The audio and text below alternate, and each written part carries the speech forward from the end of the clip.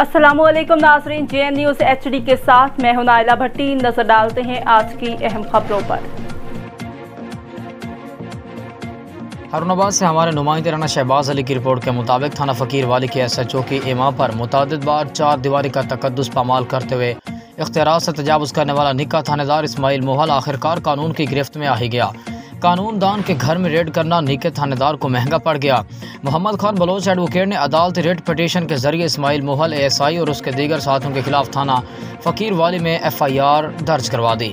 थाना फ़कीर वाली में तैनात पुलिस के असिस्टेंट सब इंस्पेक्टर निके थानेदार इस्माइल मोहल के खिलाफ दर्ज होने वाली FIR में इस्माइल मोहल ASI की प्राइवेट मुंशी इमरान के अलावा दीगर पुलिस मुलाजमीन कांस्टेबल्स व दीगर अफराद के नाम भी शामिल हैं।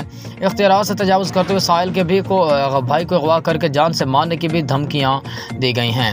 FIR का मतन